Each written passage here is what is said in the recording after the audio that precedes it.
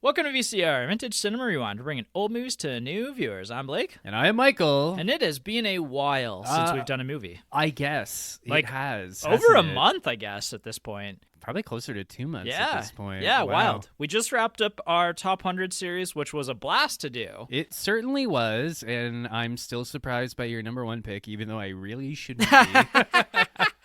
And I'm not surprised by your number one pick, No. as I shouldn't be. I guess not. Your number one pick was like a good twist in a movie where you're kind of like, oh, yeah, I mean, it's obvious in hindsight, but you're like, there was just enough misdirection to throw me off the scent. There's a mystery all over the lock. Yeah, right? So, anyways, yeah, welcome back. Cool. It is middle of October. We're recording again. Yeah, we are not being invaded by America quite yet, but we are still doing foreign movies, so Yeah, here we so are. suck it, America. Coming from us Canadians, just trying to live our lives. Yeah. So we're doing more foreign movies, and this time this movie, or where this movie came from, is not all that foreign to us because it's a Canadian movie. That's right, bitches. It's a homegrown Canadian horror by one of our favorite directors, one Mr. David Cronenberg. Yes, we're doing Videodrome. Yeah. Yeah. You've actually seen this movie before, right? I saw it in film school during my Canadian cinema class, which Cool. would have been 14, 15 years ago. Uh-huh. So you came to me again with a list of options, and I think Videodrome was on there. And I'm like, let's just do Videodrome. Right. I thought we were going to do some Canadian movie by the guy who did Toby Hooper, Texas Chainsaw Massacre. Yeah, Life Force. I would Right. like to do that at some point. I kind of looked at it and I was like, I don't really want to talk about this movie. Let's do Videodrome. I haven't seen Videodrome in a long time. I was Yeah. surprised by how much I remembered about this movie, though. Oh, really? Yeah, like once the plot started moving, I'm like, okay, yeah, Uh-huh. yeah, Uh-huh. I get it. I'm a little stunned that I watched this at 18 because it's funny, like at 18 you're technically an adult, but like watching it now at 32, about to be 33, I was like, oh wow, there's a lot happening in this movie, and at 18 was probably a little too young to digest it. Yeah, I would agree. I think some life experience is definitely helpful. I feel like as well, like when we were 18-ish, like that was kind of that pivotal time where we were becoming more and more online versus being like TV viewers. Yeah, I mean, being a TV viewer, like my mom still watches TV, and whenever I go to her house and watch her watch TV, I almost feel like I'm having like a fever dream. There's this weird like uncanny valley effect where I'm like, oh wow, like, commercials. Yeah, you're like, I remember commercials. I spent most of my life avoiding them, actually. Yeah. But here we are. Yeah. So this is a movie that I think in some ways feels dated, and yet every time you kind of start to think, oh, this maybe like, this wouldn't happen now, it's like, yeah, but this is happening now. It's I was talking to my girlfriend about this today. The movie does come across as a little quaint when you look at the superficial details, but when you actually peel back the layers, it's shockingly prophetic. Right. Like it got a lot of things right. Yeah, So absolutely. And I think that's something that in the deep dive that I kind of want to talk about is what did this movie kind of nail? What did this movie not quite get right, maybe necessarily? Yeah, maybe not. Well, personally, I have a flesh slot in my abdomen right now. Wow. With all kinds of stuff in it. Wow. Is that how we're starting the plot summary? Maybe I'll edit this part out, but so I mean, we're talking about Videodrome. I don't know that I think you got to lean into the weird perverse nature of this movie. Yeah, well, it is a David Cronenberg movie, Yes. so I don't know what anybody... Body horror and sexual frustration. Yeah, what a guy. So James Woods plays Max Wren, a sleazy 80s kind of cable network executive. Right. And he's on the lookout for the next big thing. Named sleaze. Sleaze and sex, etc., etc., etc. Anyways, one day, him and his technician happen to catch a scrambled signal that just so happens to contain a program called Videodrome, which is essentially just a really bad, no good time for those involved. And he develops a really weird fascination with this broadcast. It's essentially torture porn. Right. It's just people being tortured. He really locks into it because he's like, oh my God, it's brilliant. Like, there's no story, there's no characters, production costs are low. We just do, right? Yep. You know, he's I really liked the character of Max Wren, even though I would probably strangle him if I was ever to meet him in real life, because he's your classic like coked out executive, right? Right. He doesn't care about plot. He doesn't really.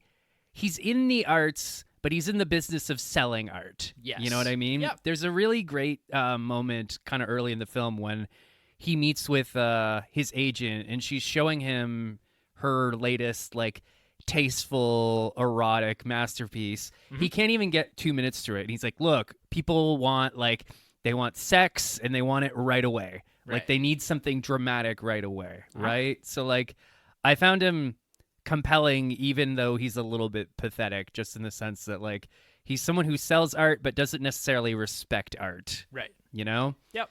And then anyways, he keeps trying to track down the source of Videodrome signal, and this kind of leads him into, well, it leads him into a David Cronenberg movie. But yeah, things kind of dovetail from there. Yeah, I think that's a good summary. I think that for me, I kind of struggled to fully follow my way through the plot, especially into the third act. Yeah. But I think you more or less nailed the setup of this one. It does get a little difficult to follow towards the end. Yeah. Just because there's a lot of like stuff about perception and unreliable narration a little bit as well. So. Like there's a lot of moments where it's kind of like a very effective horror movie in the sense where it's like our protagonist can't really trust what he's seeing. Right. So there's a lot of moments where you're like, is this happening? Did this not happen? Like, yeah. You know, slight spoiler alert, but there's a scene later on in the movie when he wakes up to a dead body in his bed, only to then turn around and there's no dead body. Right. You know, like very Stephen King-y, whatever, mumbo jumbo. Yep. So anyways, yeah, no, I think I liked this movie a lot more than you did. It's sounding like it. I think that's the vibe. I have getting. some reservations. It's not to say I didn't enjoy it, but I do have some reservations when we get into the deep dive. I will agree though. It is definitely by the end it's just pure vibes. Well, Yes. It's funny. There's something ridiculous that happens towards the end, and in the scene previous, this one character says to Max like, "Let's use their power against them." And then the next scene, something ridiculous happens, and I was like, I don't think that's what she meant. Like, but alas. Yeah. So characters and people you may know. You've already brought up James Woods. Pretty controversial guy in 2025, but Wah, wah. Also a relatively well-known actor, although I hadn't seen him in anything. I've heard of James Woods, but he wasn't really a big guy for me. I think for us in our age group, you're more going to recognize his voice. Yes. Like, I think most Absolutely. notably, he was Hades in Hercules, the Yep. Disney movie. He also played a fictionalized version of himself on Family Guy over a number of years. So you might not recognize his face, but you'll probably recognize his voice. Yeah, he had some like performances that I had seen before in the 90s, like namely Contact, which we've done, and Casino, Martin Scorsese's Oh, yeah, the movie. Scorsese movie. Yeah. So he's a pretty prolific actor, and like if you look at his rap sheet, like he's just churning out stuff. Like the last like 40 years, he's one of the most prolific actors I've seen, I think. Yeah, I think he was even an executive producer on Oppenheimer, of all fucking things. Really? Very Really. random. Yeah, super random. Hi, James Woods. No, don't stand too close to me. But yeah, no, I think he's actually really good. I think that, honestly, the performance is one of the highlights of the movie for me. I will say one of my favorite James Woods performances is there was a direct-to-video DC movie called Crisis on Two Earths that came out maybe like... Was that in your top 100? No. Oh, okay. But it we came just out... talked about it. Yeah, I don't think we talked about it. It's Oh. just I've seen a lot of... It's just you talk a lot about Batman and shit all the yeah, time. that's what you get. That's what you get with Michael. But he voices in that it's an animated movie, but in that film he voices Owlman, which is an alternate universe equivalent to Batman, and he is chilling in that performance. Cool. Basically, imagine Batman if he was a complete nihilist And an owl. and an owl. I can't stress the owl part enough. Nice. And then I guess she somebody who pops up in this movie quite a bit, but I wouldn't necessarily say she is one of the main cast of the movie. But that's Debbie Harry playing Nikki Brand. Debbie Harry being the singer of Blondie. And if you still don't know who Blondie is, you'll know their most famous song, One Way or Another. one way or another. Yeah, I'm gonna find you. I'm gonna get you. exactly. You know that you've achieved some kind of success when I probably haven't heard that song in 20 years, but I instantly like clicked into the jingle. Absolutely. So yeah, I think she's actually as well really good in it. She kind of has this like emotional detachment that I actually think suits her character very well. She's kind of like a femme fatale a type bit. person. Yeah. And she's got that that masochism or whatever you would call it. Sadomasochism. Yeah. So yeah, the interesting character. The person that I wanted to mention that I actually thought was the standout in my opinion was the character Barry Convex, played by Les Carlson. Mm-hmm. I thought he was like electric in his role. Yeah, he's an optician. Yeah. In a way, yes. Yeah, that's all I'll say. Yeah, also a bit of an executive kind of guy. He worked with Cronenberg a lot. Like, he was in The Fly is where I knew him from. He's Brenner in The Dead Zone. He's also Christmas Tree Man in The Christmas Story. So he was a pretty prolific actor in like the 80s. So he had a range. Yeah. We'll give him that. Yeah. And I thought he was one of the best parts of this movie. I would agree. I think everyone's fantastic in this movie. Despite his current, online activity, I actually really have to hand it to James Woods. I was like he is an electric performer. Like, I can see why he's one of the greats. Yeah, absolutely. I actually I had a lot of affection for Max Wren, the character, just kind of being like, sleazy, charming, desperately in over his head, et cetera, et cetera. Like, I really liked how he embodied the character. Yep. And then, obviously, rounding things out, directed by David Cronenberg. At this point, we've done now 2 David Cronenberg movies this year. Oh, yeah, we have. And I've seen, the only other David Cronenberg movie that I have seen is The Fly. I actually think that I, at this point, like Dead Ringers the most, and then The Fly, and probably rounding at this movie. But I'm interested to get into more Cronenberg movies. Yeah, no, I actually, I've seen, we did Dead Ringers. Yep. Now we're doing this. I did see his one movie. Existence? No, A History of Violence, the one with Viggo Mortensen. I've been circling that one for a while. It's really good. We should watch it one of these days. But I think I'm interested to get more into his filmography.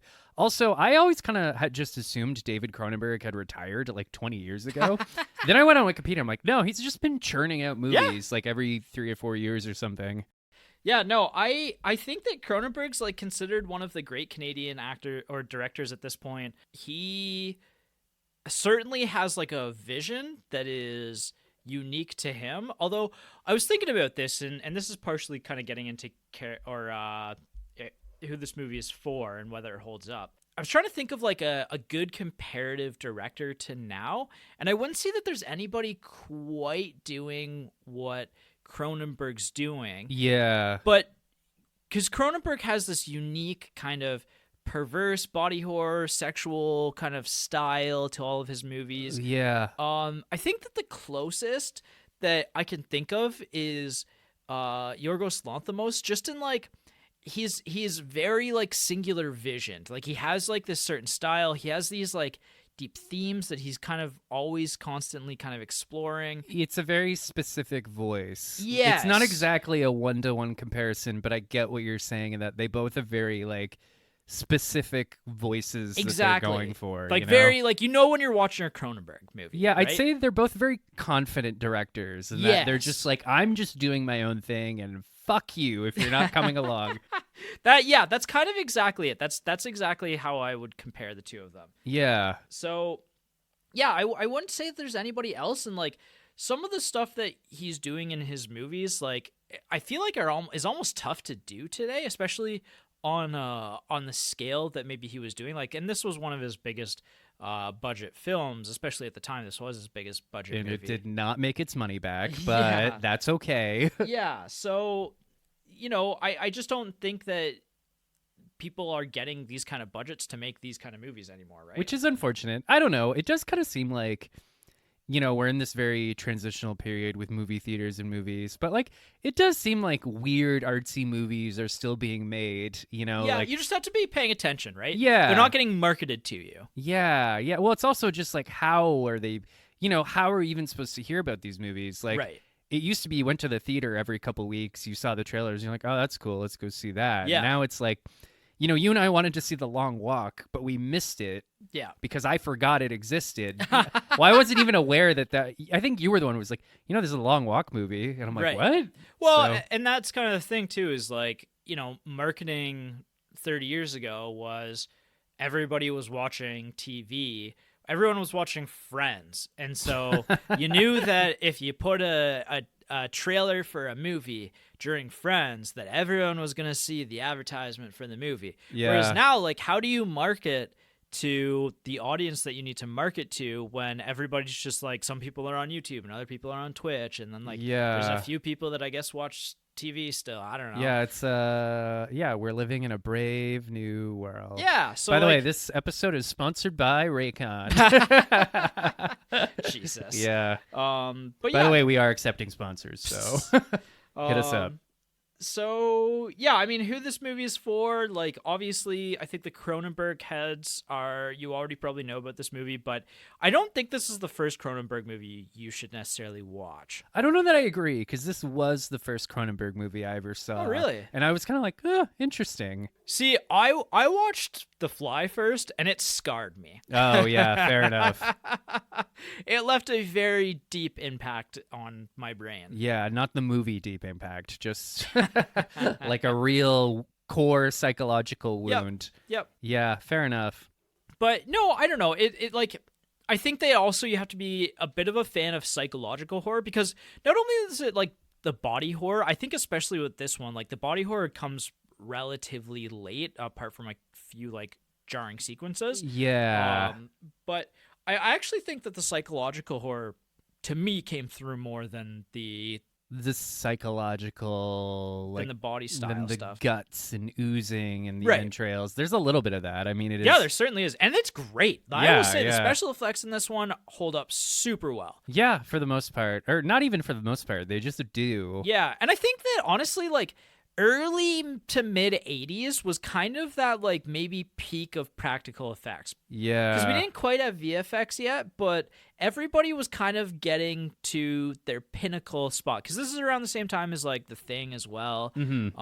and other movies of that kind of nature, where I think people were getting very creative with what they were doing. Yeah, and like taking a step back for a second, about who this movie's for, it almost kind of reminded me more of like a film noir type story. Yeah, like almost like an investigation. Yeah, I thought that too. I kind of was like, oh, this is kind of more of a mystery for like the first two acts of the film. Yeah, there's a lot of like, what is Videodrome? Where is Yeah. it coming from? And Max is kind of like your typical like hapless investigator, right? Right. And I honestly, I think you might have pinpointed it too. Like, I think that because I was vibing super hard with the first two acts and this mystery kind of these ideas, I found like maybe I just found the third act a little underwhelming, because I felt like the mystery didn't quite land for me at the Well, end. to be fair, and again, I liked this movie quite a lot. It probably actually would have cracked my top 100 if we did it sooner. Wow. Yeah, I liked it a lot. Wow. Yeah. That's awesome. Yeah. But